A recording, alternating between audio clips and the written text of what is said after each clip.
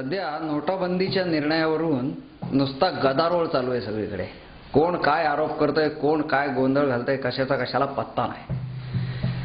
Mostly लोक त्याच्या बाजूने आहेत असं दिसतंय, पण काही लोक विरोधात बोलतायत. त्यांची आपली मजबुरी पण असेल, काय असेल ते असेल. पण त्यातले बऱ्यापैकी जे विरोधात लोकांच्या बोलण्याचे जे आरोप आहेत ते बऱ्यापैकी बालिश आणि पोरकट स्वरूपाचे आरोप आहेत.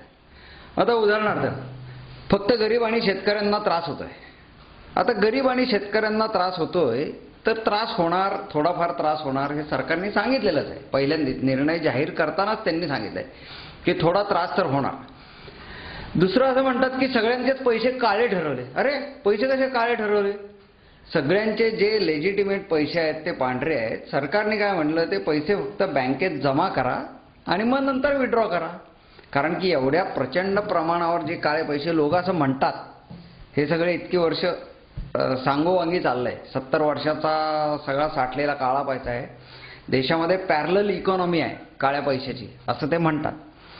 तर आता एवढा जर का काळा पैसा आहे तो काढायचा आहे तर थोडाफार त्रास तर होणारच आहे, हे सगळ्यांना मान्यच आहे. आणि म्हणून लोक ते मान्य करताना दिसत आहेत. याचा अर्थ काही सगळ्यांचाच पैसा काळा ठरवला असं नाहीये.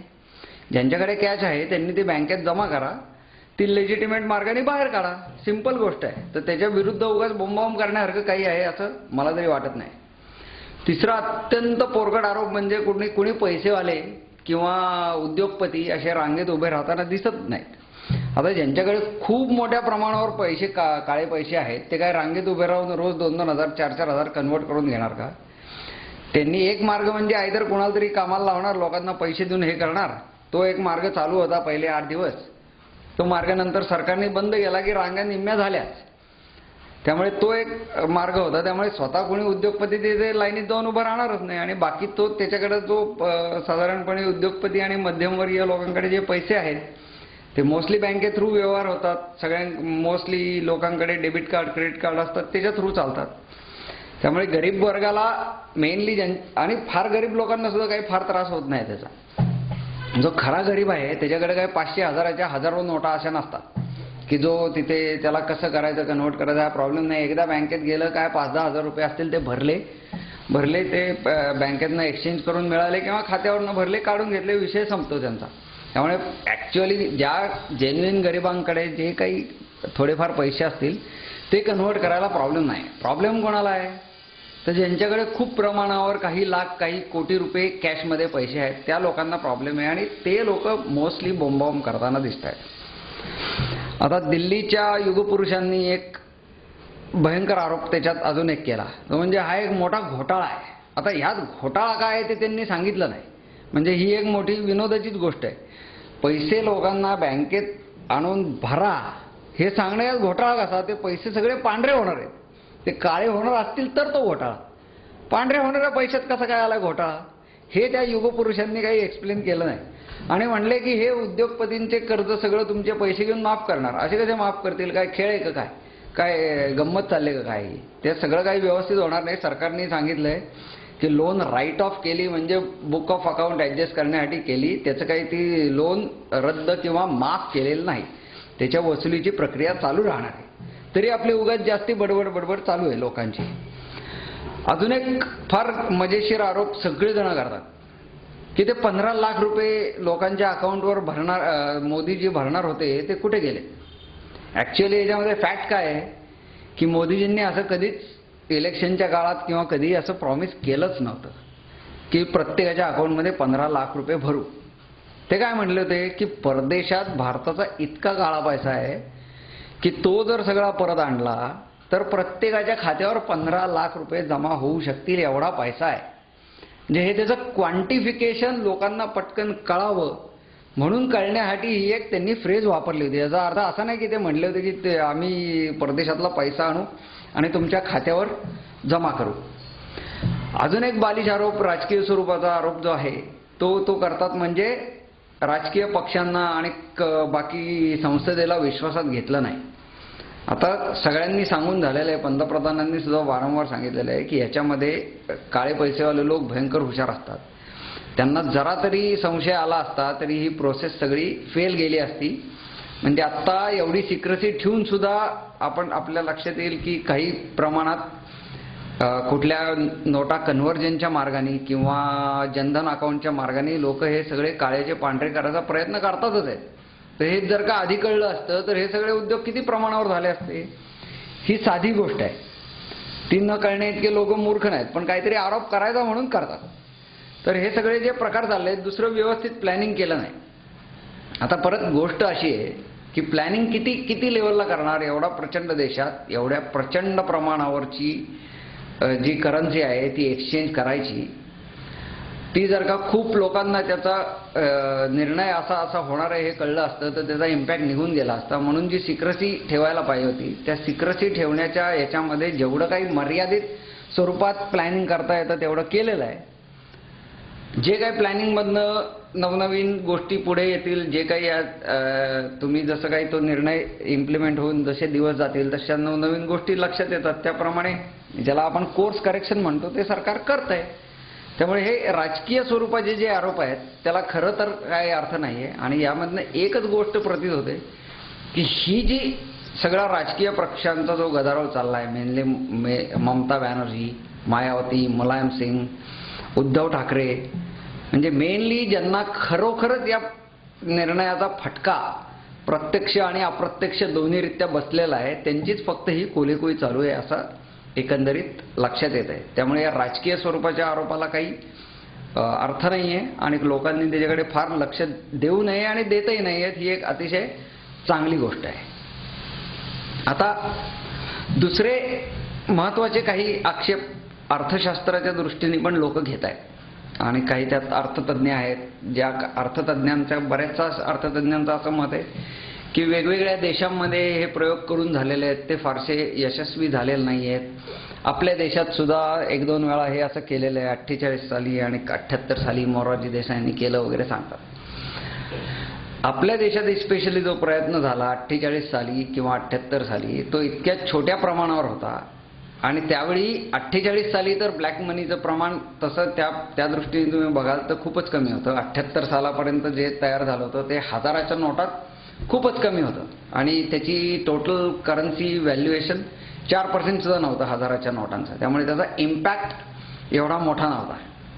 जेव्हा तुम्ही 85% करन्सी ही याच्यातनं काढून टाकता, त्याचा इम्पॅक्ट हा निश्चितच मोठा आहे.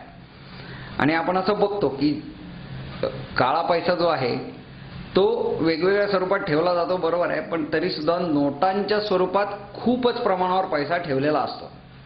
तर हा एक महत्त्वाचा अतिशय महत्त्वाचा फरक हा आधीच्या दोन निर्णयांमध्ये आणि या निर्णयामध्ये आहे की त्याचा व्हॉल्यूम, त्याचं स्केल हे खूप मोठं आणि खूप प्रचंड प्रमाणावर आहे.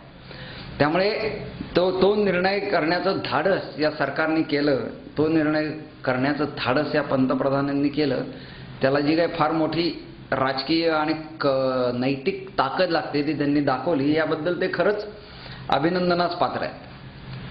कारण होणार काय आहे की बाकीच्या देशांमध्ये काही काही ठिकाणी झालं नसेलही म्हणून आपल्या देशातही ते सक्सेसफुल होणार नाही, तो प्रयोग करायचाच नाही असं याला काही हे अर्थ नाही आहे.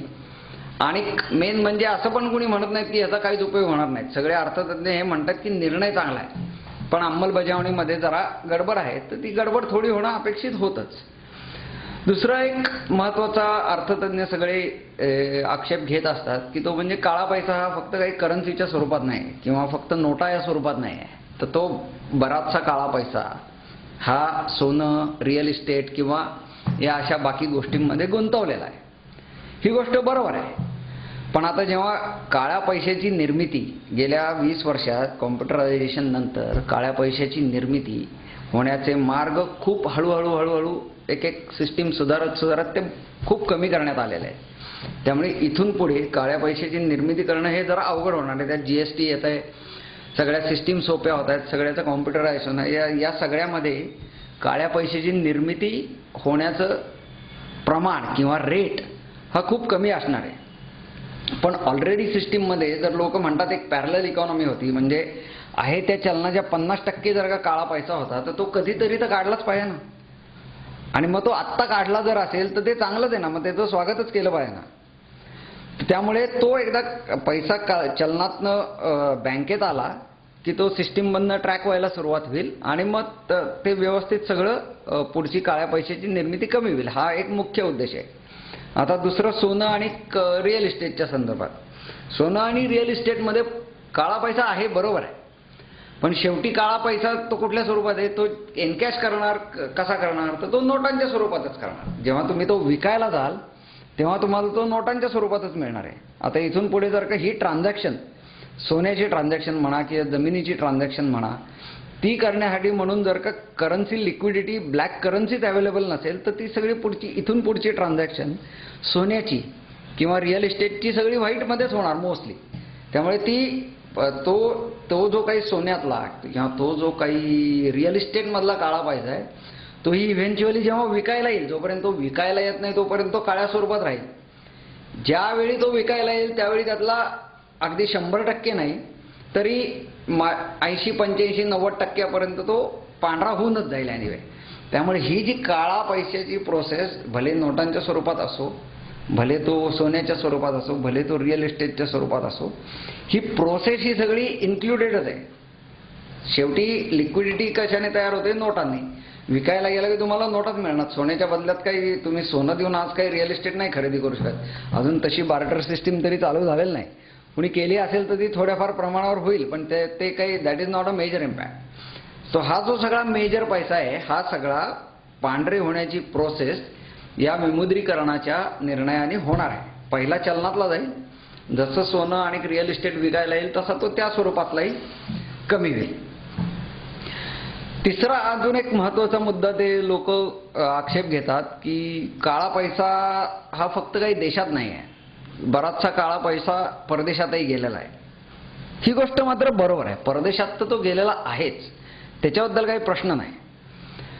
पण झालंय काय, 2008 साली जागतिक मंदीनंतर त्यातला बराचसा पैसा हा परत भारतात आलेला आहे.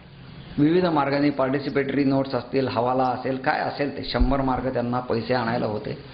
त्या मार्गाने बराचसा पैसा हा भारतात परत आलेला आहे. म्हणजे अखिलेश यादव जे म्हणले त्यात फार चूक असं काही नाही की जागतिक मंदीला 2008 साली ज्यावेळी झाली त्यावेळी भारताची इकॉनॉमी जी वाचली ती काळ्या पैशामुळे वाचली, हे बरोबर आहे, कारण तो बाहेरचा सगळा काळा पैसा आत आला. त्यामुळे 2008 नंतर जो काळा पैसा आत आला त्यातला बऱ्यापैकी पैसा परत इथेच राहिलेला असेल, कारण बाहेरची इकॉनॉमी अजून तशी सुधारलेली नाही. त्यामुळे तो एक प्रश्न गेला. तरीही काही प्रमाणात काळा पैसा बाहेर असेल, तो बाहेरचा काळा पैसा आणणं हे फक्त आपल्या सरकारच्या निर्णयावर अवलंबून नाही, कारण त्याच्यामध्ये आंतरराष्ट्रीय संबंध आणि फॉरेन रिलेशन्स, दुसऱ्या देशाचं सार्वभौम सरकार, या अशा बऱ्याच भानगडी असतात आणि ते सुद्धा एक एक करणं चालू आहे असं सरकार सांगतंय. पण ते 2 वर्षात काही होणार नाही आणि हे होणं अपेक्षितही नव्हतं. म्हणजे जरी मोदीजींनी सांगितलं असतं 100 दिवसात आणू वगैरे, ते फारसं तितकंसं बरोबर नव्हतं, ही गोष्ट कबूल आहे. पण ते होणारही नव्हतं, ते होईल हळूहळू, मे बी कदाचित 5 वर्षात सुद्धा नाही होणार. अजून एक टर्म लोकांनी मोदीजींना दिली तर ते करतील सुद्धा. तर हा एक मुख्य आक्षेप आहे आणि तो खरा आहे की काळा पैसा परदेशातला जो आहे तो असा सहजासहजी आणता येणार नाही. पण ॲटलिस्ट देशात आहे तेवढा तरी साफ करूया. देशातला आहे तो करन्सीचा साफ होईल खूप प्रमाणात. इव्हेंच्युअली सोन्यातला आणि रिअल इस्टेटमधलाही साफ होईल. त्यामुळे साफसफाई तर करायलाच पाहिजे.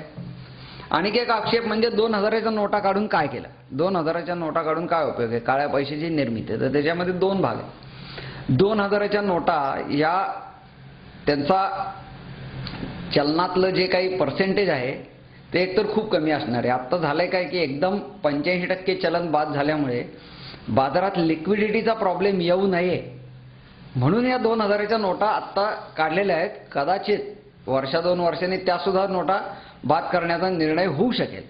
त्यामुळे त्या नोटा काढण्याचं एकमेव कारण म्हणजे बाजारात लिक्विडिटी कायम राहावी म्हणून. अनेक सरकारला जरा थोडा बाकीच्या 500च्या 100च्या नोटा छापण्याचा वेळ मिळावा म्हणून. कारण आधीच जर का 100-500च्या नोटा छापून तयार ठेवल्या असत्या तर या सगळ्या हुशार काळ्या पैसेवाल्यांना नक्कीच त्याची भनक लागली असती आणि त्यांनी जोरदार स्वरूपात ऑलरेडी पैसा कन्व्हर्ट केला असता.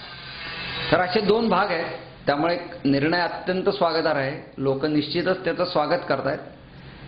एक गोष्ट नक्की की ज्यांच्याकडे काळा पैसा नाही ते लोक स्वागत करतायत. जे लोक याला विरोध करतायत त्यांच्याकडे काळा पैसा आहे असं म्हणायला जागा निश्चित आहे. धन्यवाद.